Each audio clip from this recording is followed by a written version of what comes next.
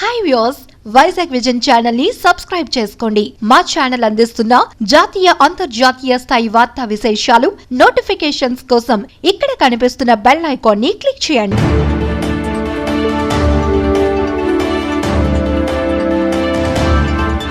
విశాఖ పశ్చిమ అభివృద్ధిలో మరో మణిహారం చేరింది. ఎట్టకేలకు గోపాలపట్నం రైల్వే సొరంగ మార్గం పనులు ప్రారంభమయ్యాయి. విశాఖ పశ్చిమ నియోజకవర్గం అభివృద్ధిలో భాగంగా ప్రజాసేవలో చాలా సంతృప్తి కలిగించిన అంశం పాత గోపాలపట్నం అండర్ పాత్ బ్రిడ్జ్ అని ఎమ్మెల్యే గణబాబు అన్నారు. పాత గోపాలపట్నం నివాసితులకు వేరే ప్రత్యామ్నాయ మార్గం లేక సుదీర్ఘ కాలంగా ఉన్న ఈ సమస్యకు ఒక శాశ్వత పరిష్కారం దొరికినందుకు స్థానిక ప్రజలు పశ్చిమ నియోజకవర్గం ఎమ్మెల్యే గణబాబుకు ధన్యవాదాలు తెలిపారు. ఈ సందర్భంగా ఎమ్మెల్యే గణబాబు మాట్లాడుతూ దీర్ఘకాలిక సమస్య విశాఖ నడిబొడ్డున ఉన్న పాత గోపాలపట్నంకు సరైన రోడ్డు మార్గం లేకపోవటం వల్ల ఎటువంటి అభివృద్ధికి నోచుకోలేదన్నారు. మినీ బస్సులు వెళ్లే విధంగా ఈ అండర్ పాత్వే నిర్మాణం చేస్తున్నారని అటు రైల్వే అధికారులకు ఇంజనీరింగ్ సిబ్బందికి కృతజ్ఞతలు చెప్పారు ఎమ్మెల్యే గణబాబు. తన ప్రజాసేవలో ఇది మరో మైలురాయిగా నిలిచిపోతుందని చెప్పారు. వాస్తవానికి ఒరిజినల్ గోపాలపట్నం చిరకాల వాంఛ ఈరోజు తీరంది. సింహాచలం రైల్వే స్టేషన్ ఆనుకుని ఉండేటువంటి గ్రామంలో మరి మధు నిర్మాణం నిజానికి 2019లోనే పూర్తి కావాల్సి ఉంది. కానీ అది సాంకేతిక అంశాలు అనేక అంశాలు దీనిలో ఉండటం, ప్రత్యేకించి ఆ మధు ఎత్తు పెంచడంలో ఆ రివైజ్డ్ ప్లాన్స్ తీసుకోవడంలో కాస్త ఆలస్యమైంది. ఎందుకంటే ఇక్కడ లారీలు, బస్సెస్ కూడా, అంబులెన్సెస్ కూడా 108 కూడా ఊర్లోకి వస్తే బాగుంటుందని చెప్పి రామృతిపేట నిర్మాణం తర్వాత ఈ రకమైనటువంటి, ఎందుకంటే అది కొద్దిగా ఎత్తు తక్కువ ఉండటం, గ్రామంలో ఉండే కార్లకు కానీ వాహనాలకి ఉపయోగపడటం, ఇక్కడ 3 వైపులా ట్రాక్ ఉండటం వల్ల ఈ గ్రామానికి ఏకైక మార్గం ఈ రైల్వే గేటే. కాబట్టి ఒక రోజుతో ఉన్నటువంటి సమస్య కాదు, తాతల నాటి నుంచి వింటున్న సమస్య.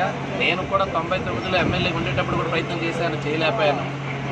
కానీ ఇప్పుడు ఆ సమస్య పరిష్కారం అవుతున్నందుకు ప్రత్యేకించి ఈ గ్రామస్తులందరూ కూడా, ఎందుకంటే 3 వైపులా ట్రాక్ ఉన్నటువంటి గ్రామం విశాఖపట్నంలో ఇది ఒకటే, ఎక్కడా లేదు. 3 వైపులా రైల్వే సంబంధించినటువంటి దిగ్బంధంలో ఉండేటువంటి గ్రామం. ఉన్న ఏకైక మార్గం నిత్యం రైళ్లు పెరిగిపోయి, ఒకప్పుడు 2-3 ట్రైన్లే విశాఖపట్నం నగరానికి వచ్చేటప్పుడు సింహాచలం రైల్వే స్టేషన్ నుంచి రోజుకి ఉదయం నుంచి సాయంత్రం దాకా 2-3 ట్రైన్సే ఉండేవి.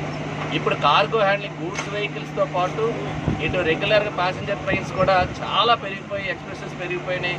కాబట్టి నిత్యం రైళ్ల రాకపోకలతో నిత్యం ఆ గేటు మూసే ఉండటం, గ్రామంలో ఉండేటువంటి వారు కూడా చాలామంది పెద్దవాళ్ళు బయటకి కూడా వెళ్ళిపోయి, అంటే ఇక్కడ ఈ గేటు సమస్య వల్ల బయట స్థిరనివాసాలు ఏర్పాటు చేసుకొని ఇక్కడ ఉన్నటువంటి ఇళ్ళను ఉంచుకొని వెళ్ళిపోయినటువంటి పరిస్థితిలో నేను మళ్ళీ అనుకుంటాను, ఈ మధు నిర్మాణం అయిన తర్వాత అందరూ మళ్ళా ఈ గ్రామంలోకి మరలా వస్తారు. రామృతిపేట, కంచరపాలెం గ్రామాలకు ఈ రకంగా ఆ రోజు మధు నిర్మాణం అయిన తర్వాత అందరూ తిరిగి వచ్చారు. అదే రకంగా ఉండేటువంటి స్థానికంగా పాత గోపాలపట్నం అనేటువంటి గ్రామం మరలా ఈ రైల్వే సమస్య నుంచి బయటపడి ఈరోజు ఏదైతే గేట్ సమస్య పూర్తవడానికి ఈరోజు కట్ అండ్ కవర్ సిస్టమ్, ఏదైతే టెక్నాలజీలో ప్రీ ఫ్యాబ్రికేటెడ్ సిమెంట్ కాంక్రీట్ బాక్సులు ముందుగా నిర్మాణం చేసి ఒక్కరోజే తవ్వి రైళ్ల సహకారంతో చేసినటువంటి కార్యక్రమం ఈరోజు ఒక అద్భుతంగా మనకి నగరంలో చర్చకు వస్తుంది. మరి ఉండేటువంటి, అందుకనే నేను కూడా భవిష్యత్తులో ఏది కూడా మన నియోజకవర్గంలో రైల్వే గేట్ ఉండేటువంటి ప్రాంతంలో ఆ గేట్ అనేటువంటి ఉండేటువంటి లేకుండా అన్ని గేట్లు తీసి ఈ మధును నిర్మాణం చేస్తే రాకపోకలకు ఇబ్బంది ఉండకూడదని చెప్పి ఇంకా 2 గేట్లు ఉన్నాయి.